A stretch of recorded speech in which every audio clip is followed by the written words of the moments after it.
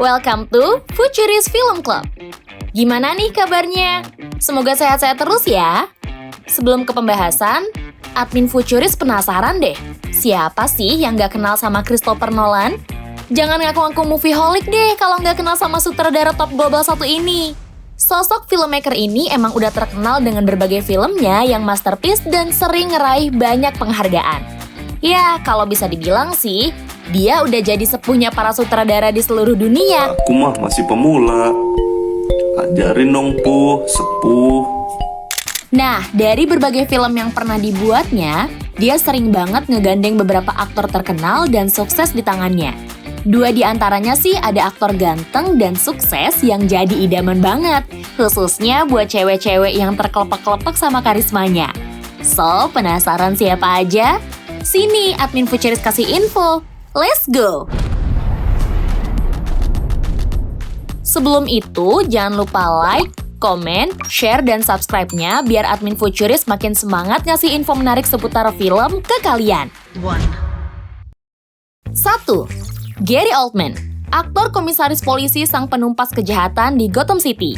Yang nontonin trilogi The Dark Knight sih seharusnya udah nggak asing nih sama aktor satu ini. Yap, Gary Oldman, aktor senior yang meranin sang komisaris polisi yaitu James Gordon.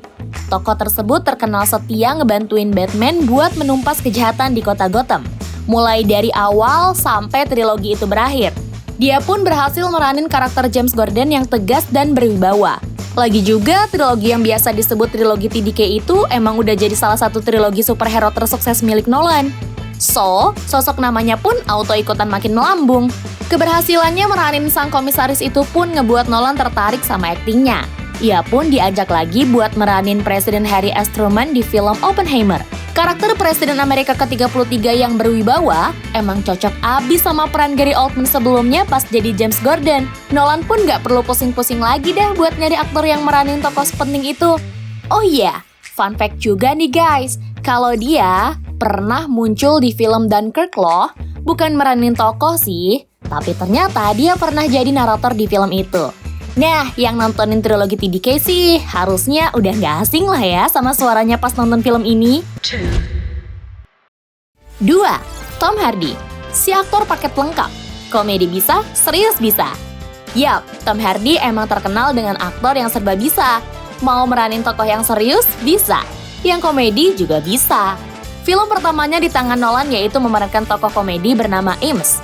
Karakter Eames yang usil dan banyak bacot sukses diperanin sama dia. Ya emang sih, dari muka dan karismanya aja udah kelihatan tengil gitu. Apalagi pas dia meranin Eddie Brock di film Venom. Wah, kerasa banget komedinya. Interaksi dia sama simbiot Venomnya sukses dibuat komedi yang bikin ngakak abis. Yes, you are. No, I'm not. Yes, you are. No, I'm not. Why would you do that? Because it is a very sensible thing to do.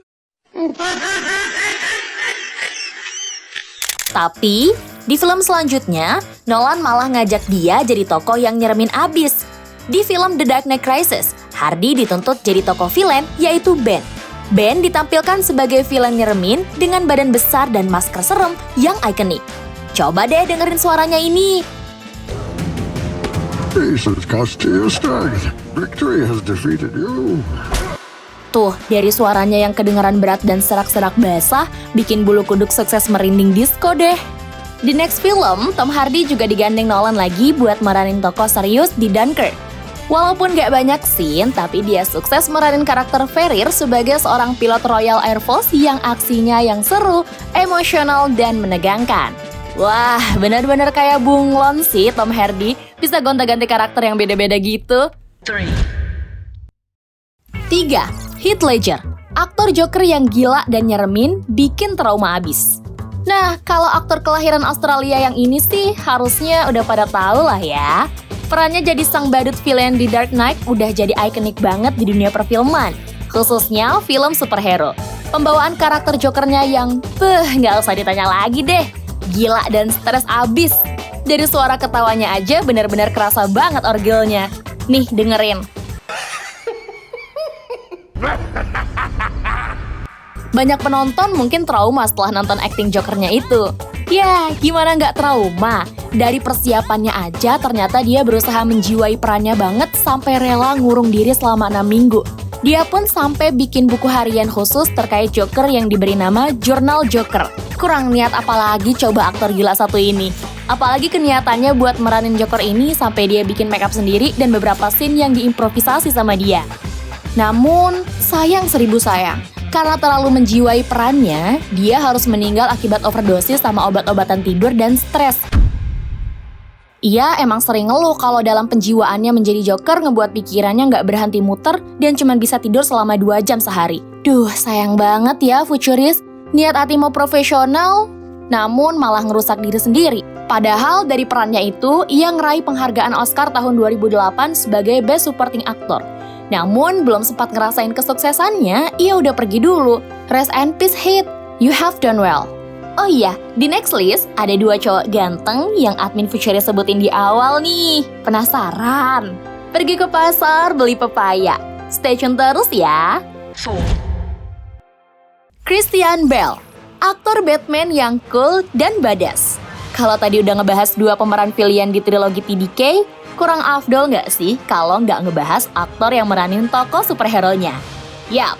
Siapa lagi kalau bukan Christian Bale yang meranin Batman di trilogi TDK. Sebelum meranin superhero kalong itu, Bale pernah meranin tokoh lain sebagai Patrick Bateman di American Psycho. Di film ini, Bale meranin satu tokoh dengan kepribadian ganda. Walaupun karakter Patrick Bateman di awal kelihatan cool dan rapi, tapi di balik itu ternyata dia psikopat akut. Aksinya yang sadis dan brutal berhasil diperanin oleh Bale dengan pembawaannya yang nakutin parah, bikin jantung kita ikutan dak-dik-dik ser. Nolan pun tertarik dengan aktingnya yang cool dan brutal di film itu, hingga dia ngegandeng Bale buat meranin sosok Bruce Wayne alias Batman. Ya, kalian tahu sendirilah ya, kalau Batman emang terkenal sama aksinya yang brutal dan gak kenal ampun ke musuhnya. Tapi pas dia jadi sosok Bruce Wayne, karakternya pun berubah drastis jadi cool banget. So, karakter Batman dan Bruce Wayne kayak gitu sih udah gak asing lagi buat dia, karena pernah meranin Patrick Bateman dengan karakter yang sama. Selain meranin Batman, Bale juga meranin karakter serius lain di film Nolan, yaitu di film The Prestige sebagai Alfred Borden. Tokoh ini digambarkan sebagai pesulap yang ambisius dan selalu bersaing dengan pesulap saingannya yaitu Robert Englund. Karakternya yang mementingkan karirnya tersebut ngebuat dia kerasa dingin dan antisosial. Mirip banget kan sama 2 karakter yang diperanin sebelumnya? Emang deh, Bale ini spesialis aktor tokoh yang dingin bet. Nontonin dia berasa lagi di kutub. 5. Leonardo DiCaprio, aktor karismatik sang pemeran utama Inception. Kalau kalian gak kenal dia, fix kalian bukan movieholic sejati. Kebangetan banget coy.